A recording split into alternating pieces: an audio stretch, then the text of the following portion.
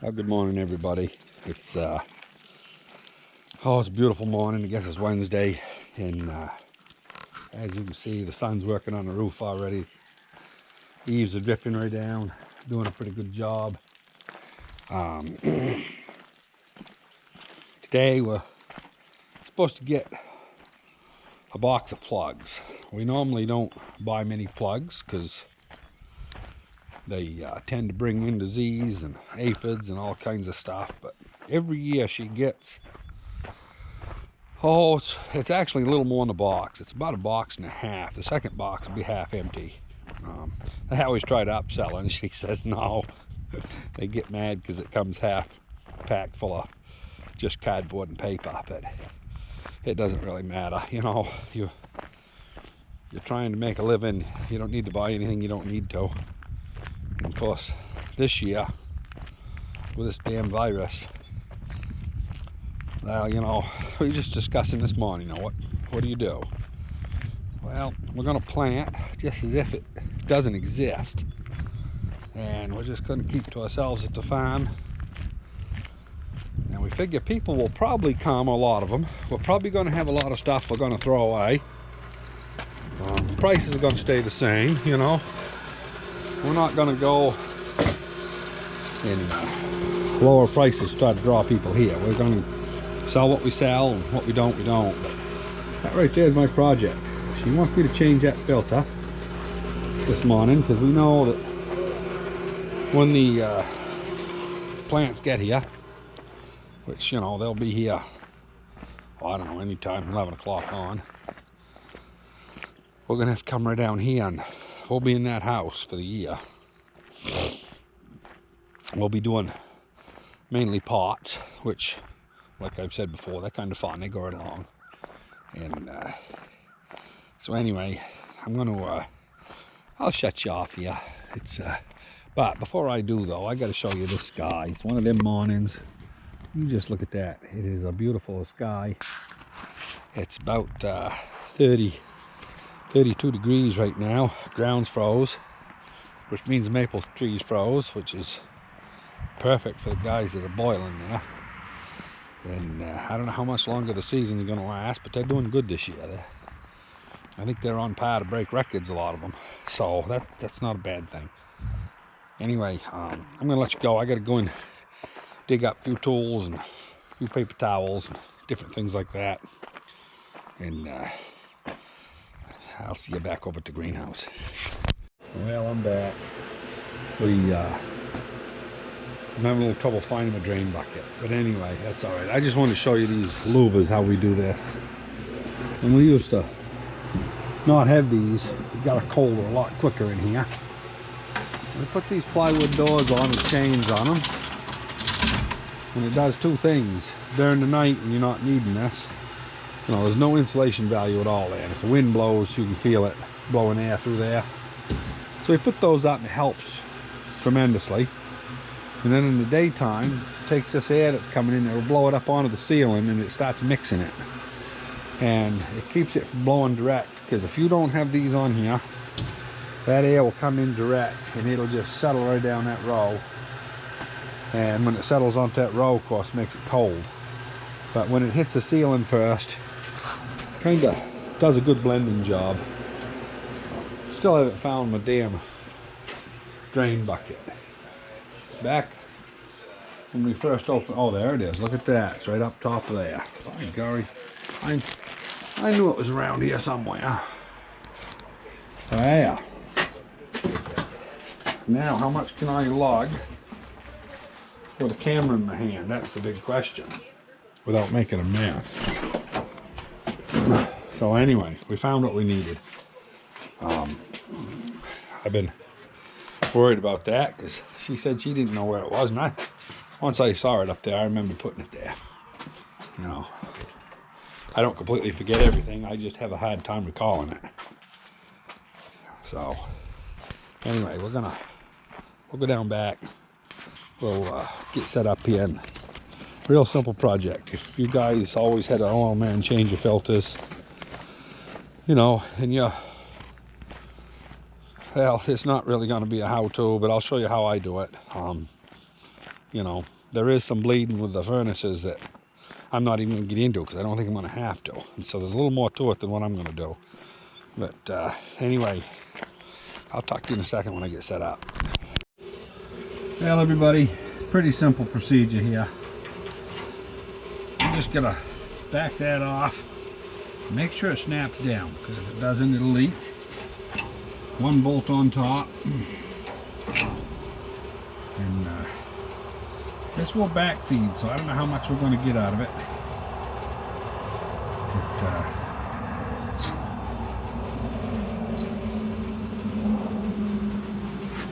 so what do we do with the filter?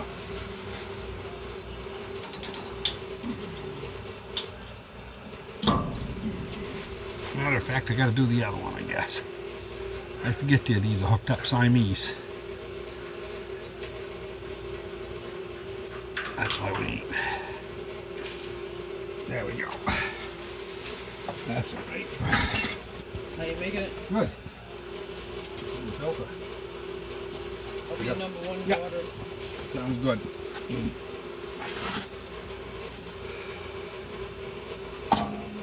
Yeah.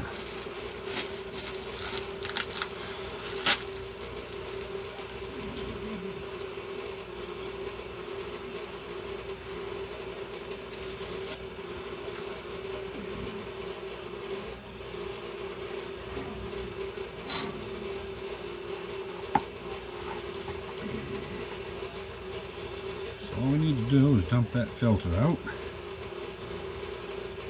And this is a little messy, I guess. Sometimes you gotta rinse them, sometimes you don't.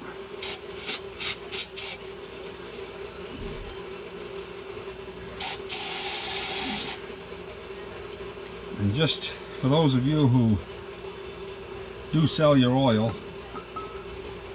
don't spray brake clean in it, because people that buy oil, when they test it, if it's got this chemical in it, they won't take it. And they don't take much of it. So if you've got an oil tub somewhere and you do spray it, you know, probably shouldn't spray it right in here. I'm just gonna use this to start the wood fire here.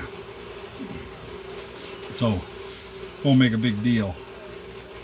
But that sets right in there like so. That sets right down in the top, just like so.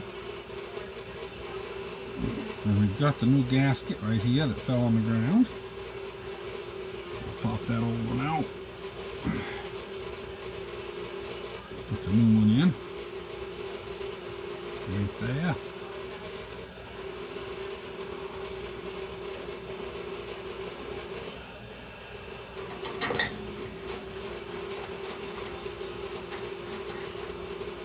And then you just snug that right up. Pretty much as simple as that. We'll have to get another filter for the other housing over there.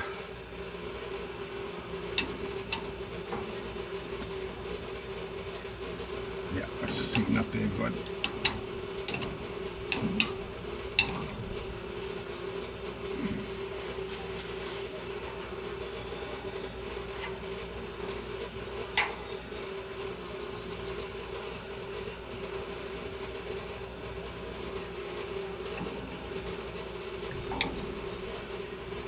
Now we just open a little bleeder. I can see the air coming out.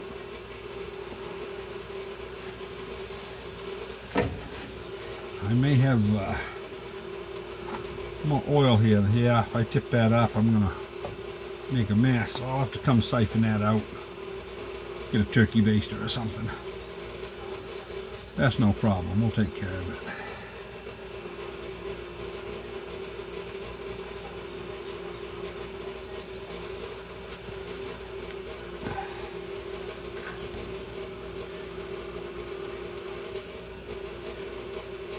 I want to turn that on over there, but I don't want to do it until I get fluid from this side. Otherwise it may not bleed proper.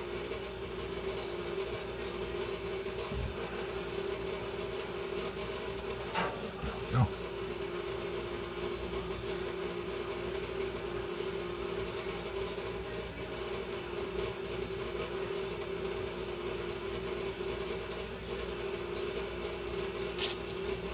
Blue, but you got fluid there now. But now can't get it started in. There we go. There, that's all wet.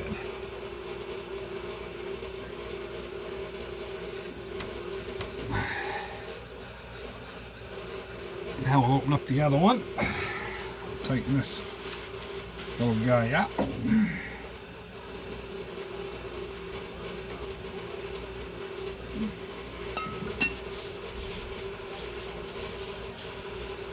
There. I'll throw this away. I gotta leave this stuff here because I gotta siphon some of that fuel out. But it didn't make too bad of a mess. You know, I forgot to shut that one there off because it back feeds. But it's not that bad of a deal. It's all of probably 5 minutes, you know.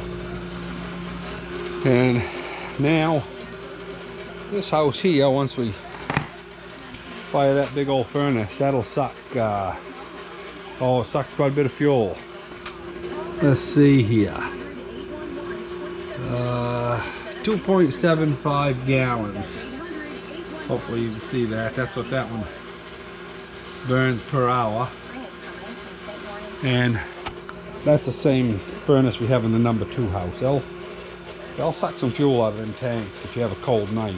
It's enough you can see it move every night. But anyway, this whole day here is going to be just a dub day. She's watering in that number 1 house. And today's just a day to see if we can't get things going. We'll throw that switch on, go up here and turn on the power to that. Well, the power's on, but we'll turn the thermostat up. And for all you people that are considering putting up a greenhouse, these drams, they're way ahead. Yeah, there she is. Hitting about 60. They're way ahead of these other ones. These K controls, number 1, you always get this lid in the way. The numbers are hard to see. Where these ones here, they're real easy to see. And you know, people in Canada, you know, don't matter if you're metric or American. You know, I don't pay no attention to metric because it doesn't compute in my head. You know, I've always been English and on the American stuff. But we'll make sure this fire is going to light, which I think it did. We'll blow it one cycle even though we don't need the heat right now. But that's the fire in there. Pretty good amount of heat. And we'll let that go. That won't take long. That'll get up temperature here and she'll start blowing real hard. We did find out something when we built this house. We used these galvanized screws because we did this a lot of years ago. This house, I don't know what year we did it. Not written in the concrete. Wife could tell ya. Probably been here for 10 years, 15 years, probably 15 years. It's been here quite a while. We have all along the bottom of this house, I'll show it to you on the outside. It's got a strip there that's got a zigzag wire in it. Basically, it's the same wire as this. That zigzag goes in this aluminum track. Well, that aluminum track that runs the whole length of this house, it's in a pressure treated board. So of course I didn't know that galvanizing wouldn't agree with pressure treated. So when we put these on originally, we used the galvanized. And about 5 years ago, she was 10 years old, 10, 12 years old at the time, I don't know, 10 years old probably. We had a windstorm, looked out here, and this plastic was like a sail. It had ripped right off. And Carol says, holy shit, she says, we lost the greenhouse. So we come over here, well, the plastic didn't fail. All those galvanized screws had failed. They had just rusted right off completely. So then we're looking at it, like, holy cow, we got to re-drill this whole place. So we spent, you know, about 10 hours. Because we had to strip it all, it takes a couple hours, and then you got to go along, peel every piece of that aluminum off. Some of the screws did back out, most of them didn't. And we set that aluminum piece over about 3/4 of an inch, went right back through the same holes, and we used these modern coated decking screws, you know, the short ones. And they're supposed to be compatible. Hopefully it'll last a long time. In the old days they used cedar. Yeah, we got heat now. There's a lot of it. I mean, you can hold your hand there, but you wouldn't want to hold it there too long. So we'll go turn the temperature back down. We know that the furnace is going to run.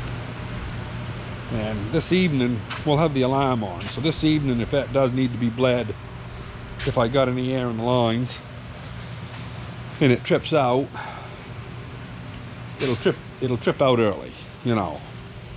By 7-8 o'clock we'll be out here frigging with it. But we got lights out here, so but I think it'll usually go. You'll know within, you know, 20-30 minutes of operation whether or not that line is going to bother. I always wondered about this line. It starts out down here in the ground, that orange line that goes up through over the door, down the other side, goes all the way over to the back wall and comes back. So it's got a lot of places to trap air, but we've never had a problem with it. You know, I bled it once when we put the furnace in, and it seemed to pull it right through, and it runs enough stuff that I guess it didn't bother it. So anyway, the rest of this just needs me yammering, so I'm gonna shut this camera off. We'll go see what Mother's up to. Talk to the bed. Well, I might get lucky today. Mother told me to put in the Dosatrons, which I'm going to show you here in just a second. And we'll go ahead and get the water all hooked up. Once we get the water hooked up, our work detail will be done for a few minutes. So we got our Dosatrons downstairs. We hang them up down where they won't freeze in the wintertime. Because, I mean, we dump them all out, don't get me wrong, but they still got trapped water in them. So we, I guess, got to undo the door. That's one thing we're awful careful about. Locking doors. We're only 200 feet away out there in the greenhouses, but people drive in here and you don't know who's in here. So,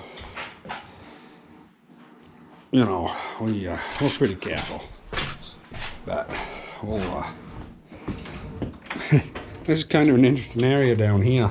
Of course, I haven't been down here with you yet. But this is some of our equipment down here. We've got a nice little cub.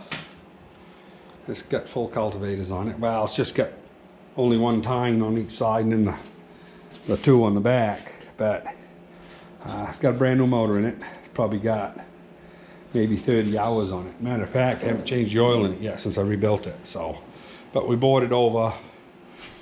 Did all the work in my shop. So that's one thing I'm lucky. I got all the equipment. But we got about 30 hours on it last summer. So this spring I'll do an oil change on it. And we got this little honey here. This is that 154 I was saying. I don't know if I told you or not. I'm going to take the deck that was on that Kubota and I'm going to mount it under here. Because this deck here is wore out. And that'll take care of that problem. This one runs like a top. This battery right here is approaching 20 years old. I don't know. It's an interstate battery and I'm not trying to brag on them or nothing. But that thing sits there, rattles around, and it's, the guy said it was 9 or 10 years old when I bought the machine. I've had the machine for 10 years. So it's approaching 20 years old. And I'm not going to guarantee it'll start this year, but you know, it might. We'll see. This is our International. It's a little 234. It runs real good. Like everything, you know, we've changed a few things on it. The heating system here, the preheater, used to run off the key, And the international key, you'd snap it off every time you'd go to use it. Well, not every time, but every year you'd end up breaking a key because it turns so mean. And I finally took a Ford solenoid, one of them starter solenoids, and I hooked up a push button so that, you know, you don't even have to turn the key on. All you do is you get onto it, you push the button. When the little wire in there glows, you grab the key and turn it, and it goes. It solves all the problem. And this is an old Scandic. I was going to get it out this winter, and well, it just didn't happen. But we sold our other 2 sleds, so probably get this one out next year. It's really a nice looking sled. You pledge that all up, and you know, it runs good. It's got a what is it, a 235 Rotex 235. I believe that's right. Yeah. Yeah, I don't even know. I don't quote me on that one. Jeez and crow. I guess now you got my curiosity up. I gotta go look. Maybe it's a 335. I don't know. Yeah, it's a 335. I don't know if this thing will show that in the dark or not, but anyway, it's a good running motor, or it was. Oh yeah, still turns over good. And anyway, this is where I have a lot of my toys hid. I got them all on pallets, so anytime I want them, you know, 10 minutes worth of backing the tractors out, and I can get to any of these engines down here. And as you can see, I got enough stuff here to keep me busy if I wanted to play. You know, I got, I don't have good lights down here, but this is a 3-horse Fairbanks Morse with a Fairbanks Morse 250 PSI compressor. This is a thermal diesel. And there's debate about whether it's a diesel or an oil engine, but they originally sold it as a diesel. And it fires off compression, so I'd call it a diesel. It uses gravity to inject, so there's not any pressure. Pretty simple system. It's a VEED injector system, if you want to look it up. HVID. That's a 6-horse. This is a 12-horse. I mean a 9-horse. This is another 6-horse. That's a junk wit over there. That's a Troy Enberg steam engine. I've gone all through it. It runs good. I just never have done nothing with it. This is a headless wit. This one here is one that my great-grandfather bought brand new. Still in the family. And I had it running 2 years ago. I do get this stuff out once in a while. This here is a 5-horse throttle governed wit with a aluminum tape on it. And this one over here is a 3-horse throttle governed wit. So I got a few toys down here. An old Olympic. This one's got a good track and stuff. This one runs. I just it doesn't have a seat on it. I could make one quick enough, but it does run. I had it running. I've driven it. And this machine here, this is like a 71 Capri, and it's got a 399 J-Lo with electric start on it. And the sprocket is bad. And I'll show you the sprocket. This is one of those things that I just haven't had a chance to get around to. But there's a like new sprocket for it. I've just got to put it on. And that machine there would run good. And it's nice if you've got these old vintage machines, you know, I'm not talking the old ones that go along 5 miles an hour. These will hit 40 miles an hour. So you can ride them. I mean, they're late enough that they go along good. You license them once for $50, $60, and they're good for the rest of your life. And you know, that's what I did with this Scandic over here. But anyway, that's a little tour of some of the tractors in the basement. Didn't really intend on giving you a tractor tour, but these are all the small machines. The big ones, they won't fit down here. And the crazy thing is, we use all this stuff. You know, you look at it and say, what the heck do you use all that stuff for? We've only got one extra lawnmower, and that's the old wore out one up front. And so we're after these right here. This here's your that's the dosatron for the third house. And I'll show it to you a little bit when we get upstairs, get it on the counter.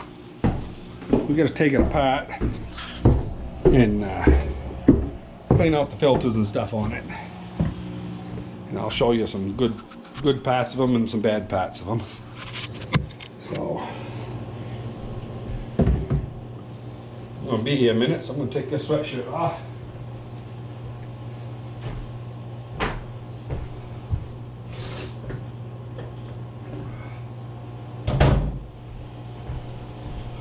This it's too bad, because this is kind of like Kubotas, where, you know, about if their thing is old, they don't take care of it. This machine here ain't that old. It's probably 10-12 years old, and yeah, I made a mess already. I gotta get a towel. So it's just a, yeah, what are you gonna do? So anyway, this is a real clear plastic tube, basically the same thing as this stuff up top here. And that broke. And I said to him, you know, all I need's that, you know, $15 piece. Probably cost 30 cents to make, but he said, oh, that's no longer available on that model. And like everything, I said, you gotta be kidding me. So, me being me, I come home, told my wife, I said, I can make that. So it did cost a little bit of money, because this has got a specific bore to it, the plastic did, and I forget what the bore was. It was like about 7/16 or something.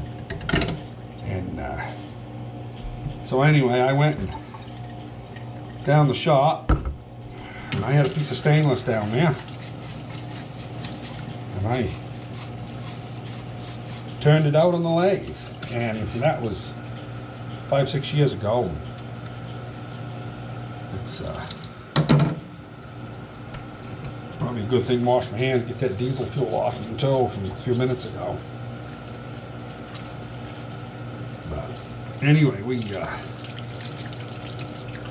that's better.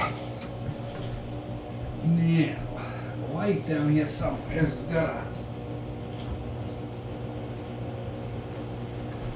that's one thing, we don't throw away old toothbrushes.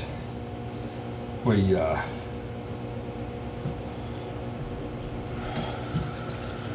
lot of uses for them. But these filters here, if you don't, usually if we start out the year, they'll go the year. But if you don't clean them out,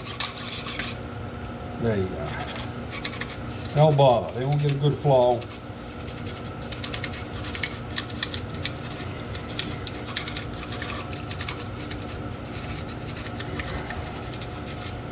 Alright. Let that dry and put it down underneath again.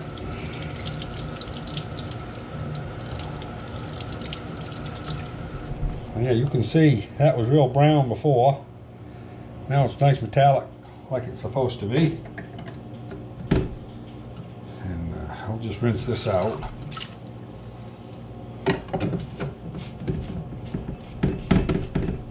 And that's pretty much all there is to it.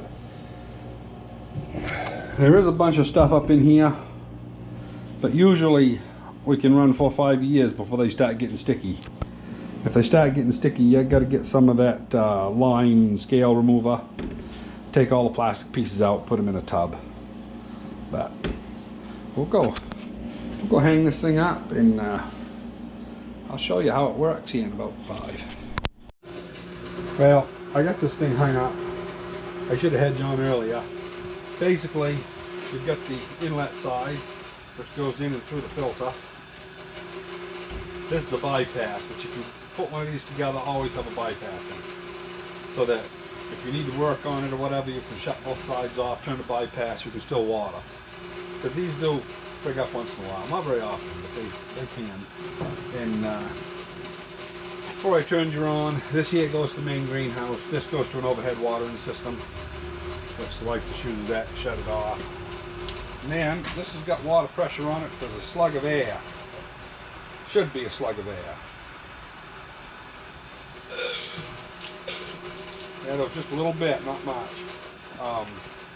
what we do is, when this is all drained, we turn this off, put the water in the system, and there'll be a little slug of air here, just a little burp, but it keeps the frost away from that valve.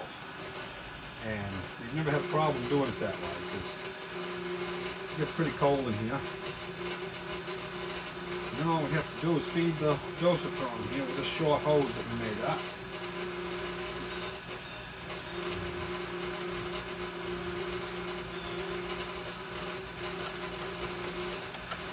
Wow. Now,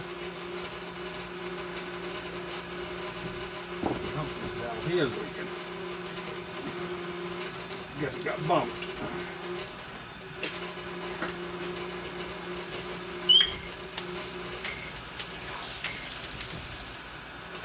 Oh, that back there ain't on right, is it?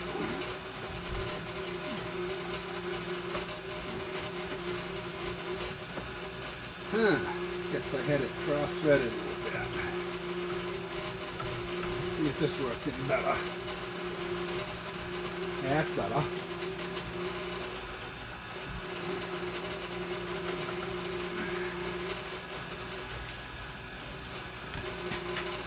You can tell when somebody proofs it before they turn the camera on, can't you?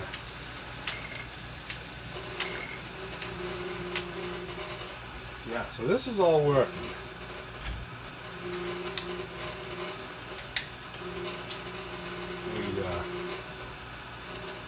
I can hear it clicking. I'm just going to go get the fertilizer for the tank. This is the fertilizer hose.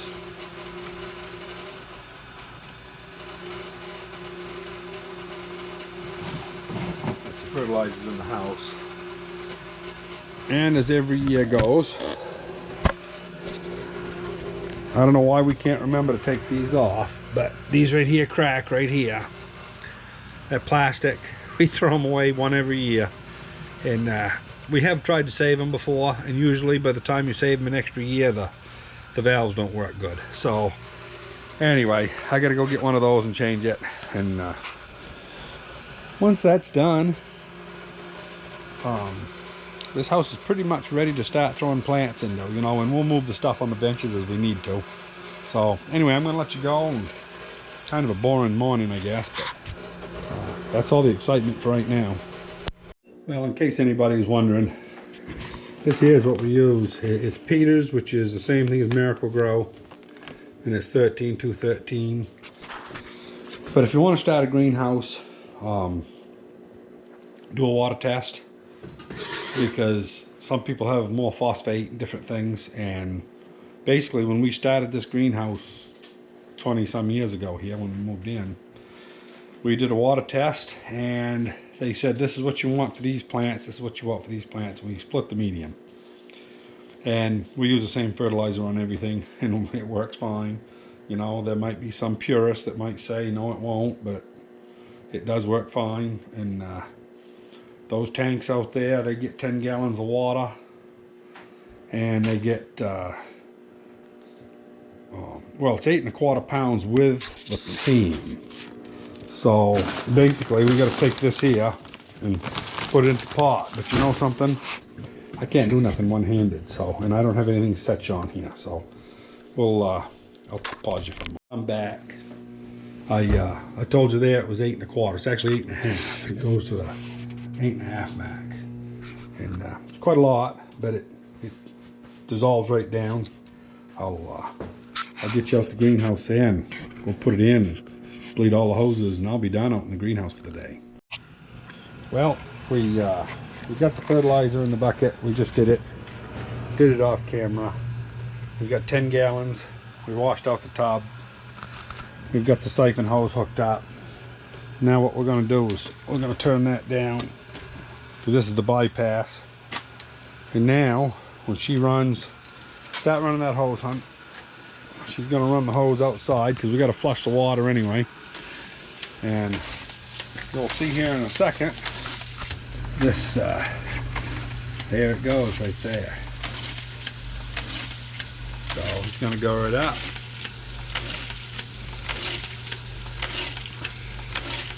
That's kind of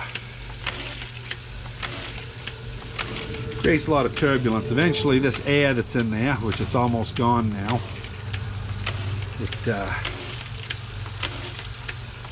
yeah, she's got fertilizer going through the system.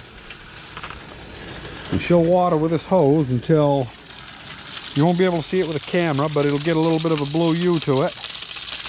Then we know that it's got fertilizer, and we'll do the other 3 hoses the same. Because we have to do all 3 of these hoses. We have 1 hose for each aisle.